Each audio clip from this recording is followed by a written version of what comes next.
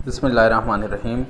आज के हमारे न्यू क्लास है। यहाँ पर हम अगर अपने काम की राइटिंग वगैरह चेंज करना चाहे तो किस तरीके से हम राइटिंग चेंज कर देंगे।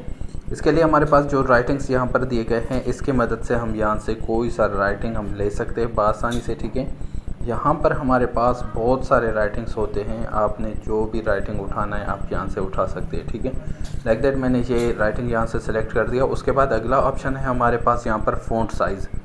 अगर हम अल्फाजों के साइज़ बढ़ाना चाहें तो हम इस तरीके से साइज़ बढ़ा सकते हैं। लास्ट साइज़ है हमारे पास इसमें 72, इससे ज़्यादा इस यहाँ से साइज़ नहीं बढ़ सकते। ठीक है, अगर मज़ीद बढ़ाना चाहे तो इसके साइड पर जो एक ही निशान दिया गया है आपने यहाँ पर क्लिक करना है, इससे साइज़ आप बड़ा कर सकते हो। या अगर कोई टारगेट आपको दिया जाए, जैसे कि अगर कोई कहे आपको कि भाई ये 500 की साइज़ पर मुझे चाहिए, तो आपको क्या करना है कि आप यहाँ पर डायरेक्टली इसी के अंदर जो यहाँ पर 500 लिखकर इंटर प्रेस कर देंगे, ये 500 की साइज़ पर आ जाते हैं। ठीक है, ये अक्सर स्कूल वगैरह में जो डेकोरेशन वगैरह के दौरान इस तरह से करते हैं। उसके बाद अगर इसके हम साइज़ छोटा करना चाहें तो दो तरीके कार होती है हमारे पास साइज़ छोटा करने के। पहला ये कि आपने यहाँ से कोई नंबर सेलेक्ट कर दें, या कि आप यहाँ से क्लियर फॉर्मेटिंग के ऊपर क्लिक कर लोगे। इससे ये हो जाती है कि ये दोबारा से उसी कंडीशन उसी राइटिंग पर आ जाती है। ठीक है, अगर मीन्स कोई आपसे ऐसा सवाल करे कि इसको उसी कंडीशन पर या उसी साइज़ पर लाकर मुझे दे दें, या जिस राइटिंग पे था उसी राइटिंग पर लाकर दे दें, तो इसके लिए आप क्लियर फॉर्मेटिंग यूज़ करेंगे। जिस राइटिंग पे था, जिस साइज़ पे था, उसी साइज़ पर ये वापस आ जाते हैं आपके काम यहाँ पर। ठीक है, आगे चलते हैं। नेक्स्ट हमारे पास है यहाँ पर नीचे जो छोटा सा बी दिखाई दे रहा है, इसको बोल्ड कहा जाता है। इसकी मदद से आप अपने काम को थोड़ा सा हाईलाइट कर सकते हैं यहाँ से। ठीक है, बोल्ड हो जाते हैं। और इटैलिक से आपके काम हल्के से थोड़ा सा आपने अगर स्टाइल देना हो तो इटैलिक के ऊपर क्लिक कर दें, स्टाइल आ जाती है इसमें। अगर नहीं करना चाहे तो नहीं कर सकते। नेक्स्ट वन है हमारे पास अंडरलाइन। अंडरलाइन के काम कर लेते हैं।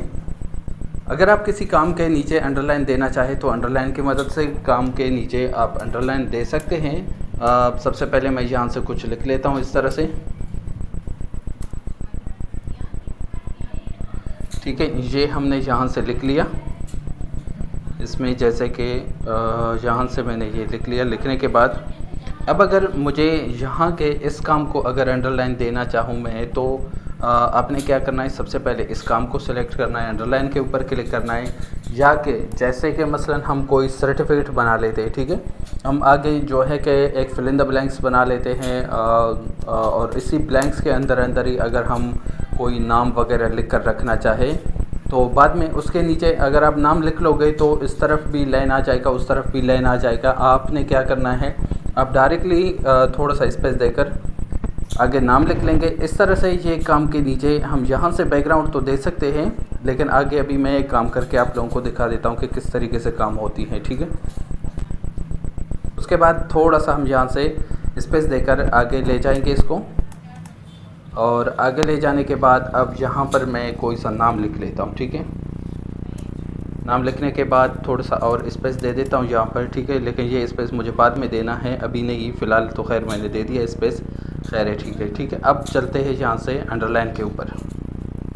अंडरलाइन के ऊपर क्लिक कर दिया। जहाँ तक हमारे काम है वहाँ तक अंडरलाइन हो चुके हैं, लेकिन उससे आगे अंडरलाइन नहीं हो रहा है। अब क्या करना है, हमें थोड़ा और फासला देना है। आगे हमें को कुछ लिखना है, जैसे कि आप यहाँ से लिख सकते हो सन ऑफ या कि डॉटर ऑफ वगैरह, इस तरह से आपने लिखना है कुछ। ठीक है, जैसे हमने यहाँ से सन ऑफ लिख दिया। और उसके बाद ये जो हमारे पास खाली जगह है इसको दोबारा से सिलेक्ट कर देंगे एंड अंडरलाइन के ऊपर क्लिक कर देंगे। इस तरह से ये लाइन हमारे यहाँ पर बराबर हो जाती है यहाँ पर। ठीक है, तो ये तरीक़ाकार होती है हमारे पास अंडरलाइन देने की। उसके बाद चलते हैं हम यहाँ से। अगर हमें ये यहाँ से यानी राइटिंग्स वगैरह चेंज करने के बाद हम चाहे कि भाई जो हमारे पास कैपिटल वर्ड्स है उनको स्मॉल में रखना चाहे या स्मॉल को कैपिटल में रखना चाहे, तो ऐसे किस तरीके से हम चेंज कर देंगे।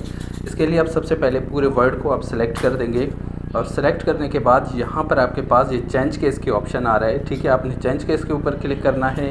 चेंज केस के ऊपर क्लिक करने के बाद जैसे ये कैपिटल है इसको स्मॉल कर लेता हूँ, लोअर केस कर दिया, और उसके बाद सेंटेंसेस केस कर देंगे। शुरू वाले एक लेटर कैपिटल हो जाती है, और अगर मसलन आपने दोबारा कैपिटल करना है तो अपर केस कर दीजिएगा, कैपिटल हो जाती है। ठीक है, जैसे कि ये काम मैं यहाँ से सिलेक्ट कर लेता हूँ। इसके हर वर्ड के पहला लेटर को मुझे कैपिटल में रखना है, तो हम यहाँ से क्लिक करके कैपिटलाइज ईच वर्ड के ऊपर क्लिक कर देंगे। ये इस तरह से ये हमारे काम कैपिटल में हो जाती है, यानी हर वर्ड के पहला लेटर। ठीक है, वीडियो अच्छी लगी लाइक करें, शेयर करें, सब्सक्राइब कर ले। Thank you.